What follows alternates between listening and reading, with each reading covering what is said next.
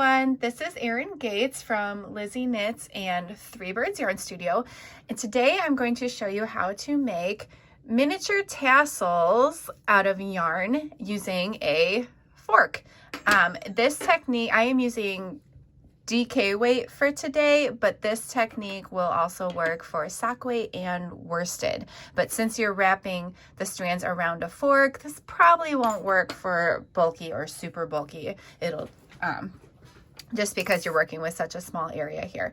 But sock weight, DK, and worsted would be great. Okay, so I have my DK weight yarn.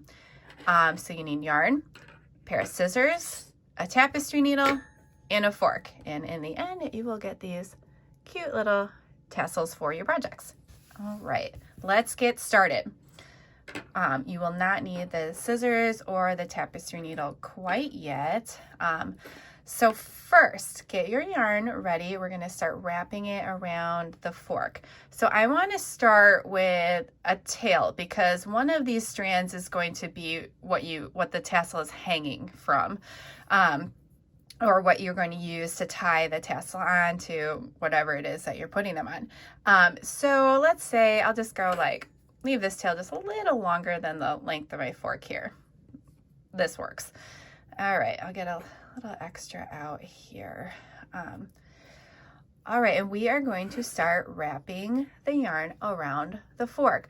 So for DK, I am gonna wrap it 10 times, but you can do however much you want. This is just my guess, and with wrapping it 10, this is kind of the consistency that I got. If you're working with sock weight yarn, you'll wanna wrap it more times, and then worsted weight yarn, probably a few times less. Okay, so we're gonna start at this point here. I kind of anchor it just until we get a few wraps going. And you want to wrap the yarn near the base of the fork, not the tips. Well, basically, because it's a little wider at the base of the fork. Also, if you're wrapping up here, it could pop off and slide off, and then you'll have to start over. Oh, and I do want to note, this is a dinner fork, not a salad fork. So just for reference, although the concept will work, whatever fork you want to use. Okay, so let's wrap. I said I'm going to wrap mine 10 times. And I'm going to just hold the little tail at the top while I get started. Okay, let's wrap. 1, 2, 3, 4, 5, 6, 7, 8, 9, 10. But here, okay, 10. So instead of wrapping it over one more time, leave the strand in the back and you want to pull it through the first gap through the prongs. See? Oh, you see my reflection. Okay, so then we are going to, so that's sitting there coming out from that first gap, and you want to cut the yarn. So leave a tail about equivalent to what the other tail was. So this will be the other anchoring strand at the end. So you can cut that from the ball. You're done with your yarn. Okay, so it looks something like this. This is coming out from that top strand, and then this is the tail that you started with, and it's kind of in the back, top, depending on where you held it when you started. But what you're going to want to do is take this end and thread it through that gap that's on the other side. So both strands are coming out the top, the same side of the fork, like facing you. So I'm going to take this and thread it through. Okay, have patience with this. You can use a tapestry needle too. I'm just going to twist my yarn a little bit so it's smaller at the top, but this is basically like threading a needle. Come on, yarn. All right, there it is. So I'll pull that. Oops, we don't want to take that one with it. That's my other strand. I'm going to pull this all the way through. All right, so now both strands are coming out on the same side. And I'm going to zoom down, get a little closer. There we go. Sorry, not so far. There we go. You can see it a little better. Okay, so these are both coming out the front. We want to do a single tie. You don't have to double tie this. Right, a single tie and pull it as tight as you can. Okay, just make sure you don't break your yarn. I have done this, and then you gotta start over. But if you happen to break your yarn, no big deal. Minimal yarn wasted, and just start from scratch. But try not to. So I'll tie it just tight enough to where it's not gonna break. All right, and we did not double tie. So now we're gonna do the same. We're gonna put a tie on the back because we're anchoring. What we're doing right now is making that little cinch right here that holds the strands together. Okay, so now we want them to come out the back side. So we're working out that same gap between the top two prongs. So move the outside yarn through those to the back. Now this one, you're gonna have to poke it through that hole because there's no opening, kind of like you did. So stick it through there and through to the back. Okay, and then pull that through. So now both strands are coming out the back. Flip your fork over and do another single tie.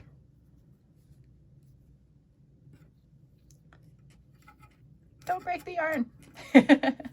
Okay, that's good enough for me. Now we're going to repeat that step.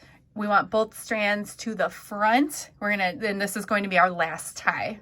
We just want to make sure this is wrapped sufficiently and secured. So we're going to tie 3 times.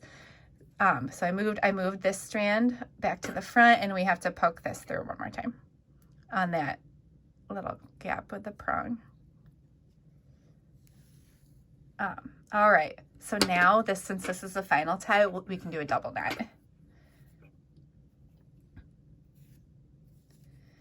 Okay, pull it tight, a little snug there, and a double knot. There we go. All right, so now it's all secure now, and we can be done with the fork. So you can take off the tassel from the fork, put your fork away. Goodbye, fork. All right, so now this is what we're left with here. We have that little tie on the top, and our tails are wrapped sufficiently and tied, and this is very secure and cinched. All right, next up, this is where you're going to need your tapestry needle. So let's start with the left tail. Thread this through your tapestry needle. So you should have a tail coming off to the left and a tail that's coming off to the right. What we want to do is to thread this tail through all these top loops so that it's going to actually be coming out the opposite side. So tapestry needle, these are all tiny little loops here, and do your best to kind of feel for the center and grab, as many of the loops as you can, but if you miss a couple on the inside, it's going to be fine if it's not perfect. Just do your best. Okay. And pull that all the way through. So now it's coming out on the opposite side, but through the top. Okay, so we just finished this one, but now this tail, we want this to thread this one in the opposite direction through those loops again. So we'll have both strands passing by each other in that top section. Okay, fail at threading my needle here. All right. So now we want this tail to go through that way and come out onto the left side.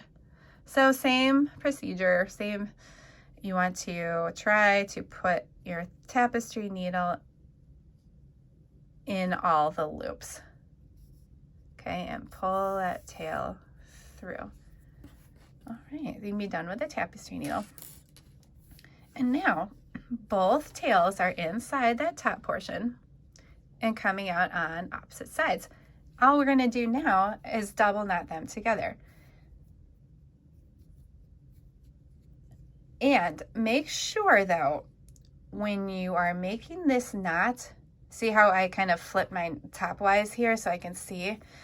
Get the knot as close to the top center as you can, because this is how your tassel is going to be hanging. you know, and if it's not centered, it'll be crooked when it's hanging. So just try your best to get it to the top of all those loops. So you can go kind of slow and shift it a little bit as you're pulling tight. Okay, I think I got mine pretty close to the top there. And now we want to double knot. Oh, we're almost done, almost done. Okay, double knot. So now, like, little tassel and 2 threads to hang. The only thing we have left is to cut all these little loops at the bottom. Okay, grab your scissors. Okay, and you cut through all the loops as best you can. And now your tassel is done. Woohoo! All right, and you know, you can, if you want to, if you see like a strand that's kind of sticking out crazy, you can trim these up a little bit. All right, so that is it. Mini tassels using a fork. Okay, and now these fun little things, accessories, add-ons, you can add to like the end of a scarf, or I'm adding mine to the bind off edge of a shawl that I just made. So these are just a cute little embellishment to add on and spruce up your projects. All right, enjoy, have fun making these. Thank you so much for watching. Bye.